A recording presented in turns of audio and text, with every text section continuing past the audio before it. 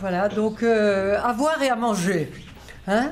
Alors, je vais essayer de vous réveiller un peu, parce que comme c'est un petit peu l'heure de la sieste, mais qui est passée, on va essayer. Hein?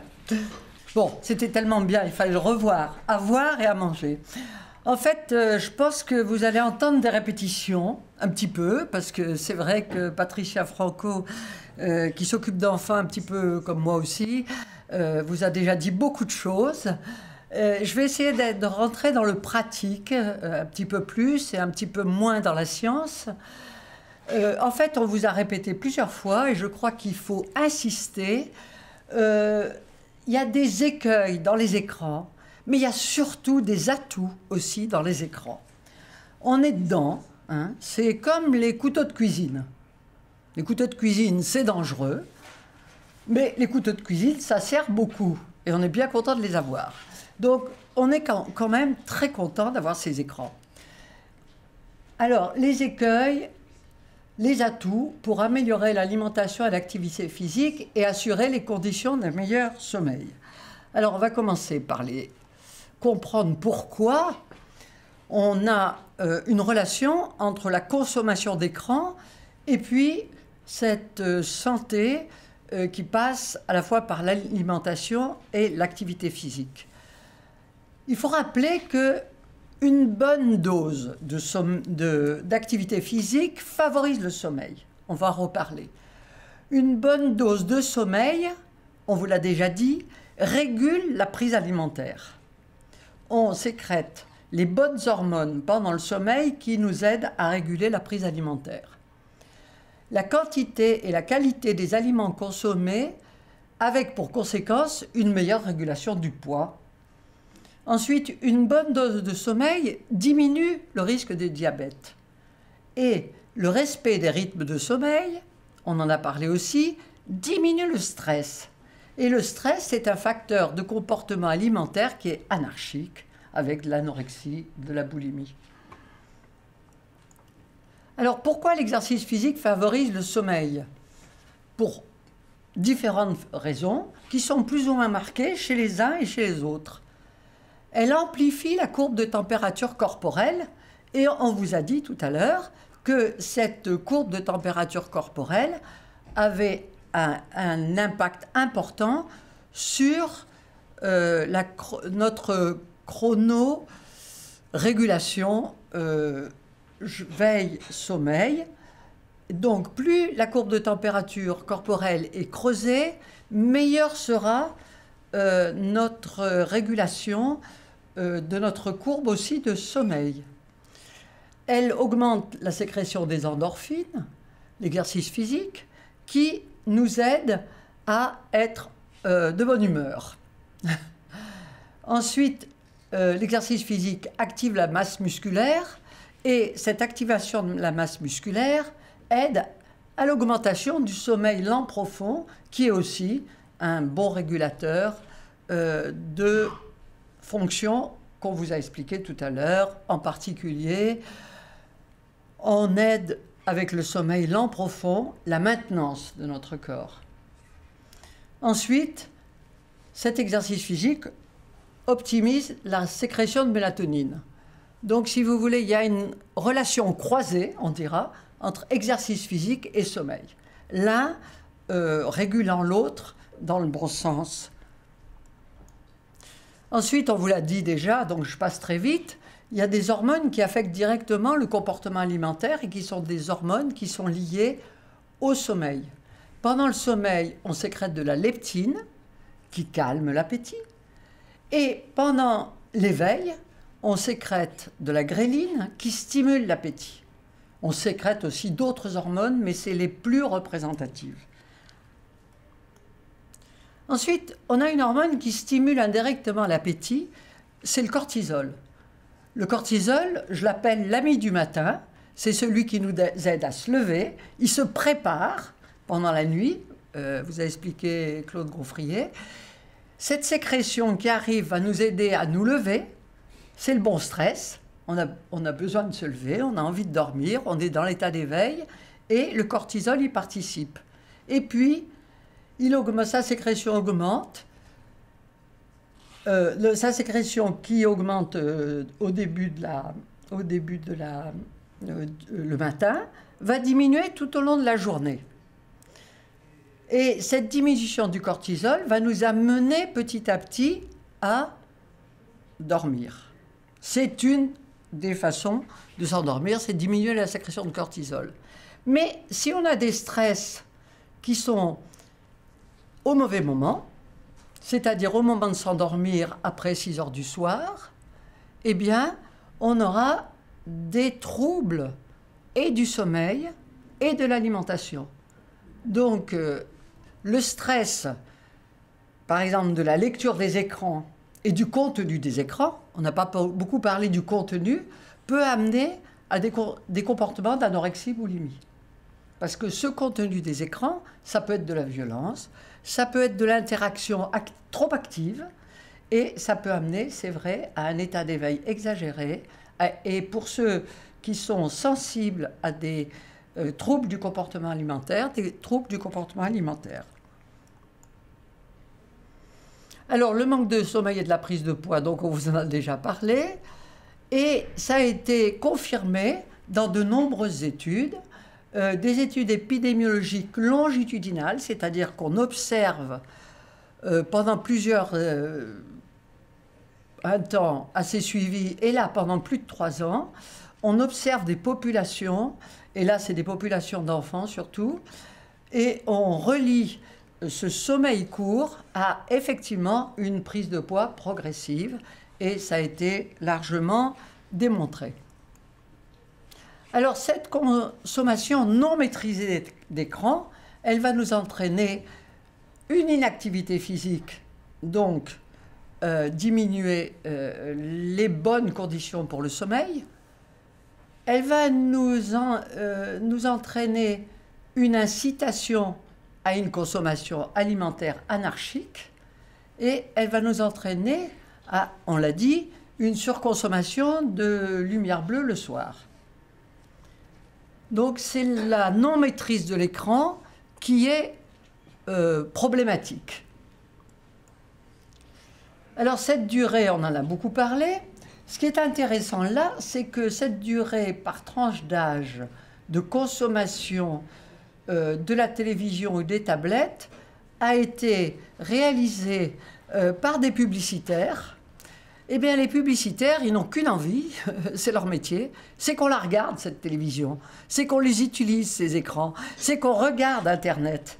Parce que vous savez que la plupart des émissions et de ce qu'on regarde sur Internet, c'est approvisionné, au point de vue financier, par la publicité.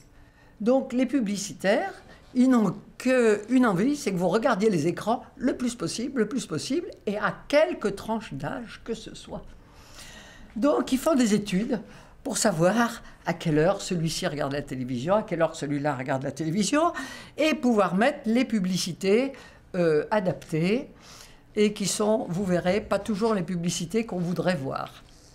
Donc voilà une étude de Lagardère Publicité qui regarde un petit peu qu'est-ce qu'il va mettre sur les écrans en fonction du temps et de l'heure à laquelle les enfants regardent les écrans. Alors, évidemment, vous avez déjà vu ça, et toutes les études se recoupent un petit peu, c'est que les jeunes sont fatigués. C'est un paradoxe. Quand on est jeune, on devrait être en pleine forme, et il n'y a aucune raison d'être fatigué. La raison de la fatigue essentielle, eh bien, c'est une mauvaise gestion du sommeil, on dira. Parce qu'a priori, on n'a pas changé complètement notre physiologie en 50 ans. Donc, on devrait pouvoir gérer sa journée pour avoir un bon sommeil. Eh bien non, il y a une mauvaise gestion du sommeil, et il y a 58% des jeunes qui ont du mal à se lever le matin, qui se sentent irritables et qui luttent contre l'envie de dormir ou s'endorment en cours. Alors, le problème, c'est qu'effectivement, l'écran les dérange. Et l'écran, non seulement, il leur donne à voir, mais il leur donne aussi à manger.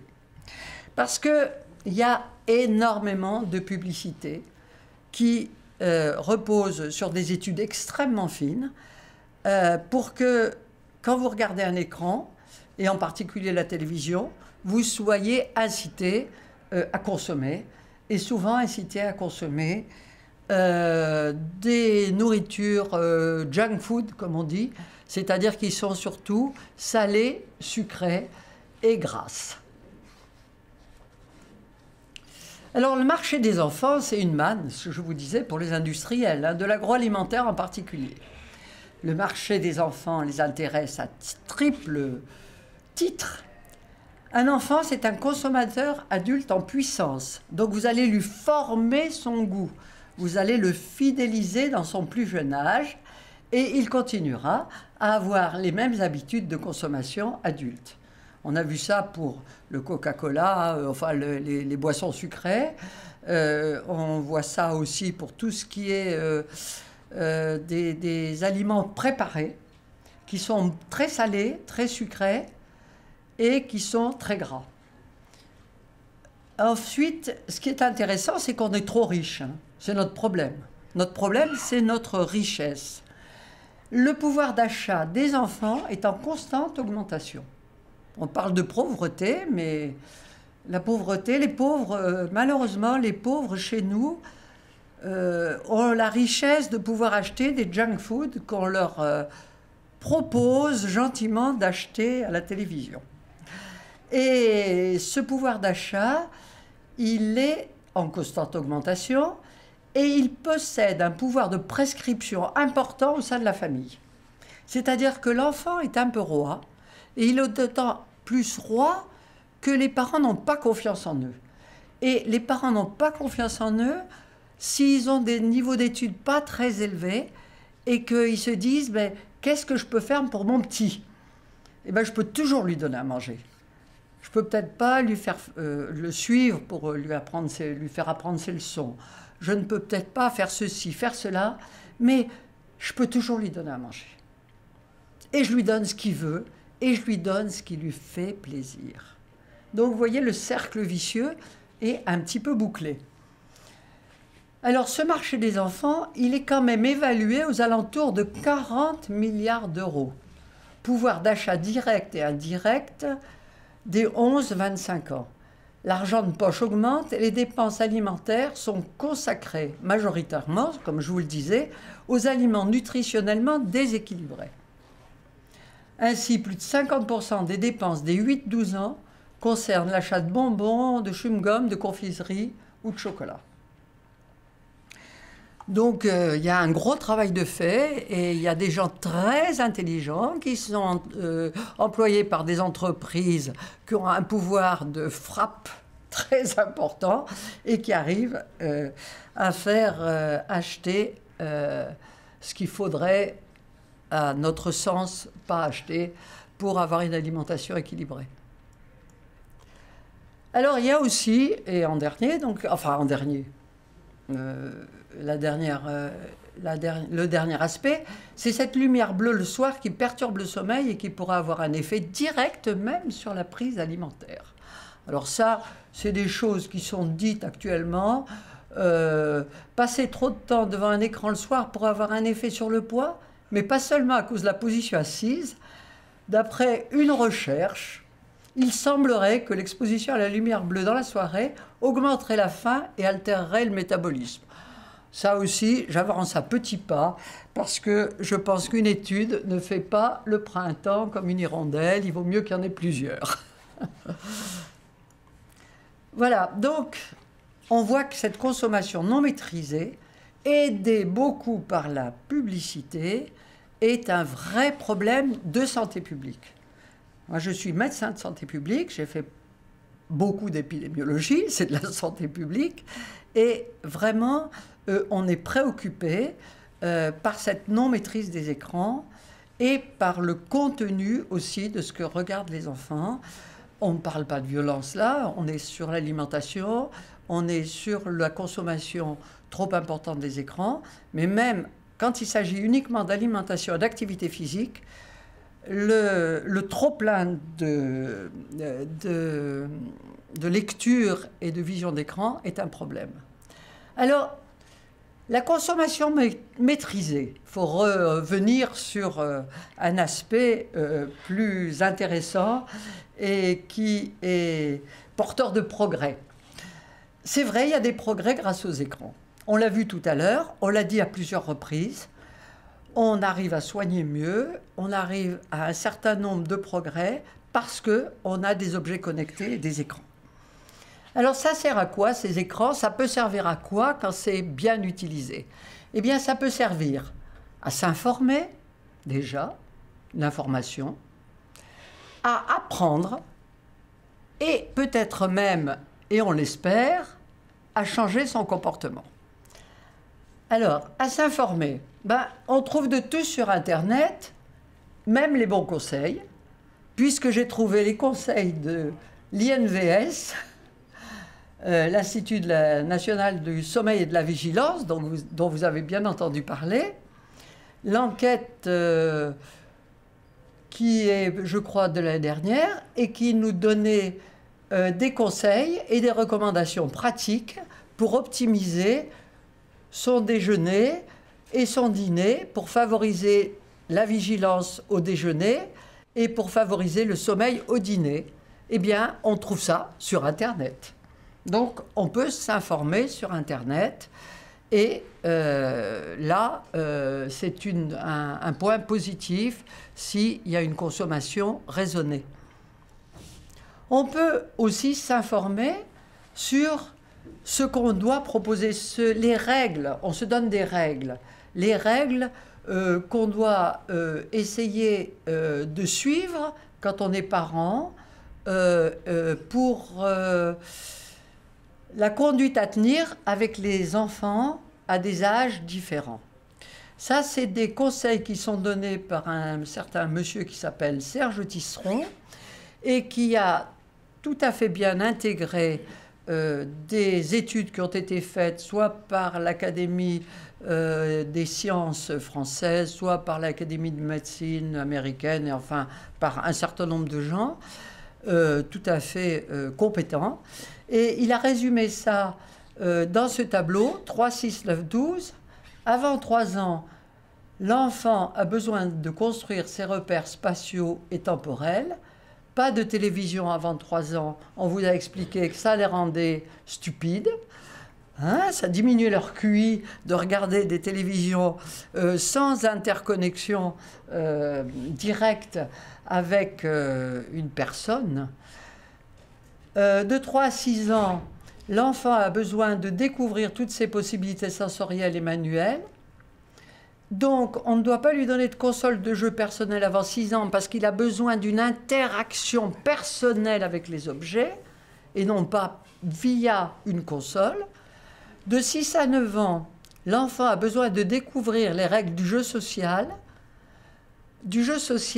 direct avec des personnes en face de lui, donc pas d'Internet. L'Internet doit être après 9 ans.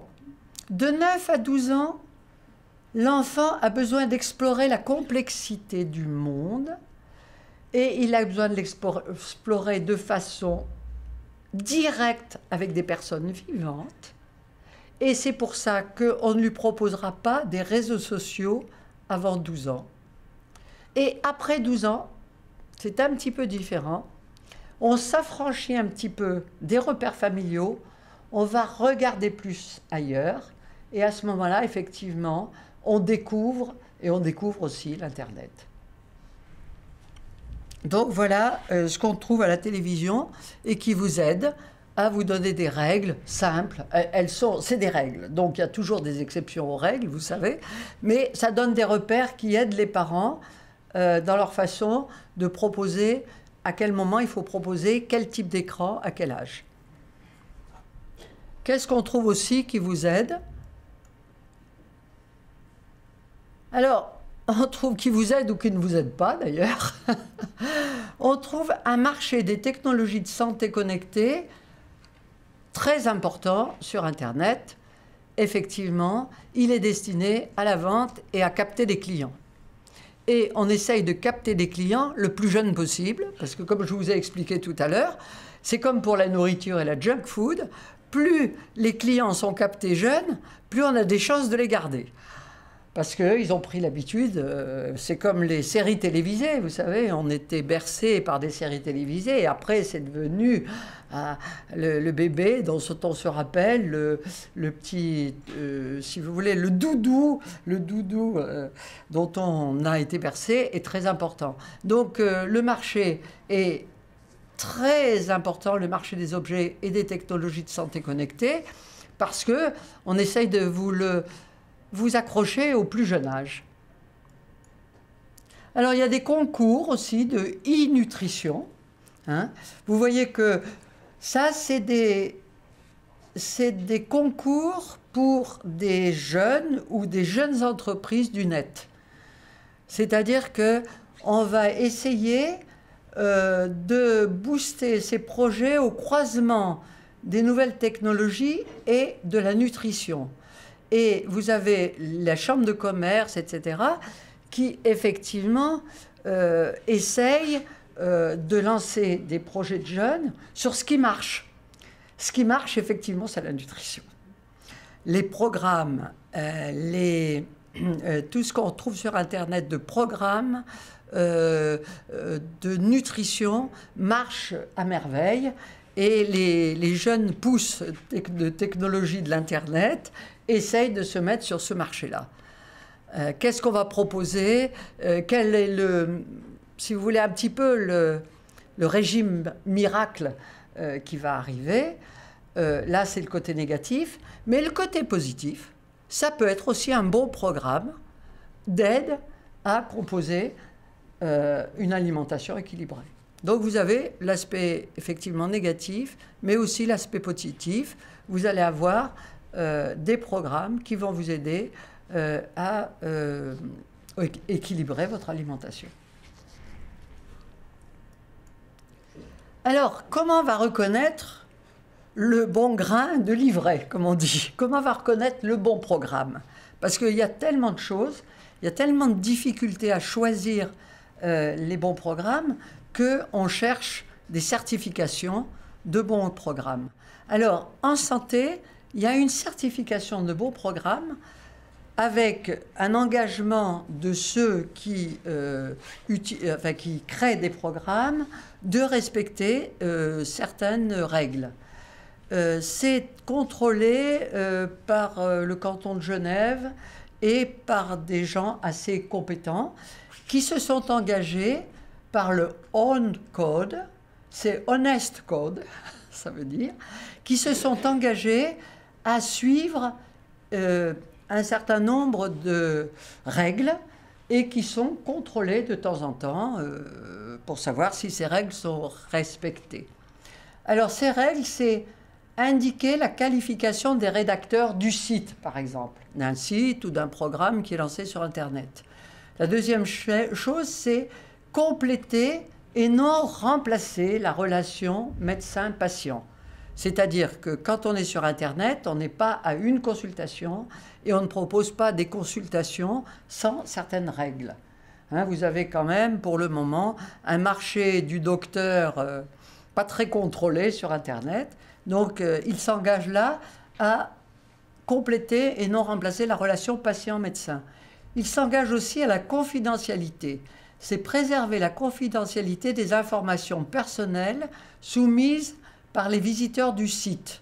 C'est vrai qu'il y a une possibilité de rentrer en contact, soit sur des forums, etc., mais la confidentialité est respectée.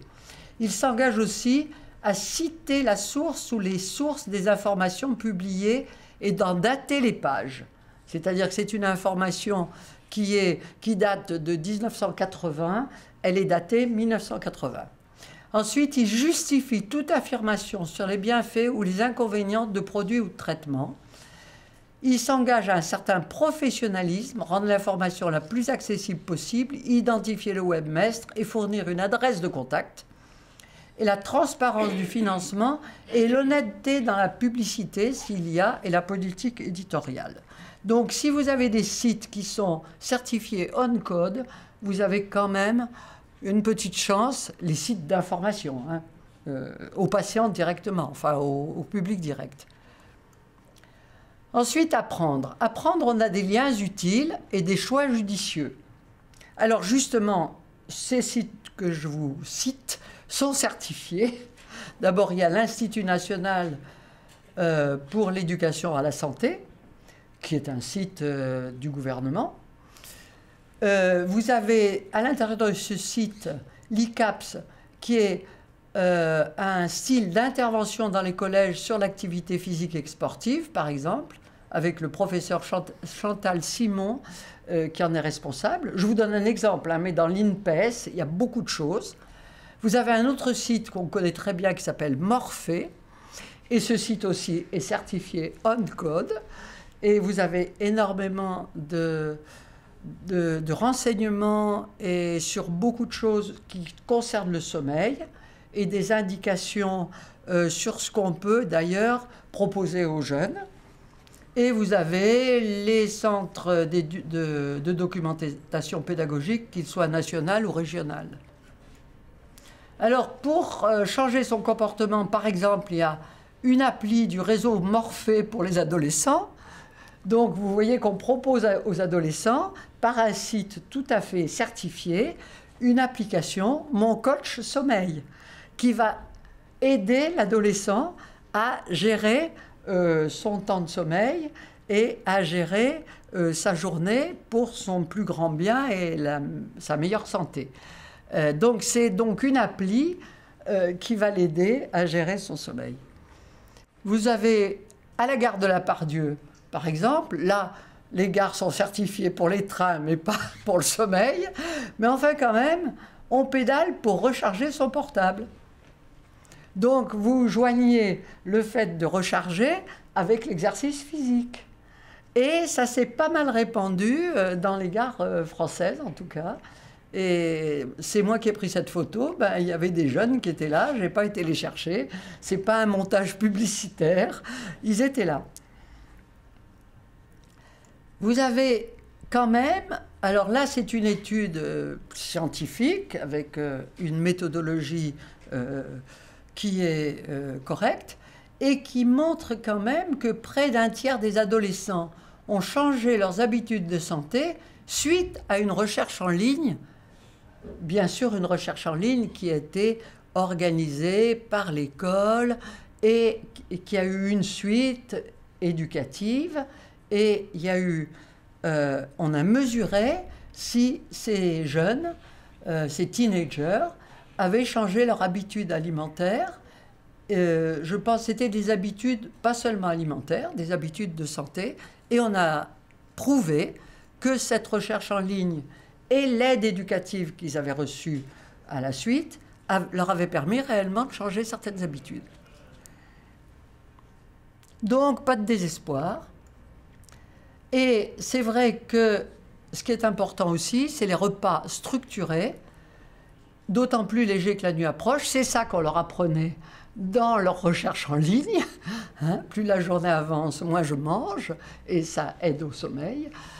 On peut apprendre d'autres choses, mais je vais passer parce qu'il est temps, et je vais laisser la parole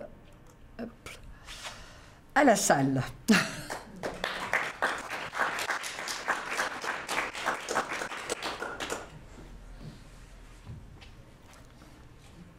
Est-ce qu'il y a des questions? On pourra peut-être les poser après. Moi, j'ai constaté que certaines nourrices, à partir de 18 mois, mettent les enfants devant la télé. Eh bien ça, si vous voulez, normalement, les nourrices qui sont des assistantes maternelles, maintenant, elles ont normalement des formations, et ce qui est obligatoire. Et il m'est arrivé donc de participer à ces formations. Et une des choses les plus importantes qu'on leur apprend, c'est justement l'éveil du jeune enfant. Et les règles que j'ai données sur les moins de 3 ans, on ne fait pas ceci, moins de 6 ans, on ne fait pas cela, etc., normalement, elles doivent les appliquer. Et les parents sont en droit de se plaindre, je dirais, parce qu'elles ont des formations et elles doivent savoir un certain nombre de choses. A priori, il y en a beaucoup qui font beaucoup d'efforts, mais c'est vrai que mettre des enfants devant la télé, des tout petits devant la télé, on a toutes les preuves pour dire que ça retarde leur développement. Ça retarde le QI de combien? Ah, alors là, je ne serais pas fiable si je vous donnais un chiffre assuré et sûr. Ceux qui ont vu avant 3 ans, ils n'arrivent pas à 140. C'est vrai que c'est des statistiques, hein, mais parmi une population d'enfants, tout étant égal par ailleurs, comme on dit, parce que c'est assez difficile d'éliminer tous les facteurs qui pourraient avoir de l'influence sur le QI et qui sont là et qui sont liés à poser son enfant devant la télévision. Vous comprenez? C'est très difficile.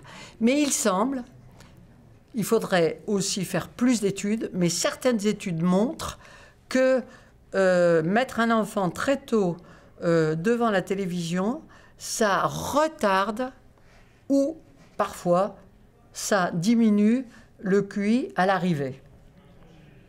Oui? Pour rebondir sur votre question, c'est que le QI, ça se calcule avec tout un tas d'ensembles différents et par exemple les écrans vont beaucoup venir influencer ces items qui concernent la mémoire de travail. Et la mémoire de travail est complètement bousillée par les écrans. Voilà. Et donc, quand la mémoire du travail, c'est un des indices qui calcule le QI, est particulièrement chuté, on a du coup un indice de QI qui est chuté. Enfin, ça n'empêche pas qu'ils aient de très bonnes performances sur le verbal, par exemple, mais tout ce qui va être mémoire, concentration, attention, est chuté et du coup influence le QI global. Voilà. Donc, c'est vrai qu'il y a quelquefois, effectivement, un paradoxe, parce qu'on a l'impression qu'ils répètent des choses qu'ils ont entendues et qu'ils n'auraient pas entendues de leurs parents, peut-être. Mais effectivement, quand ils sont devant une tâche, eh bien, la tâche est moins bien. La tâche, par exemple, de mettre 2 cubes l'un sur l'autre et puis d'essayer de faire des pulses qui demandent effectivement autre chose que des performances verbales, eh bien, ils sont moins bons. Est-ce qu'ils vont rattraper après? Ça, c'est très compliqué à l'expliquer. Ce qui arrive maintenant, la génération qui a appris à lire avec les tablettes sont au CM2. Et ben, je connais des maîtres CM2 qui s'arrachent les cheveux parce qu'ils n'ont pas appris à écrire. Ils sont obligés de leur donner des copies en CM2. Oui. Témoigne d'un directeur d'école. Oui, oui, mais ça, c'est vrai. Alors, je reviens quand même pour l'usage de la télévision chez les tout-petits. Il y a 2 choses. Il y a effectivement qu'ils manipulent moins réellement, donc ils ont des performances non verbales qui sont diminuées, et aussi, s'ils sont beaucoup devant leur écran, ils dorment moins. Donc, leur mémoire est affectée. Mais aussi, ils n'ont plus l'habitude. Voilà, ils sont moins habiles. Et leur mémoire est affectée.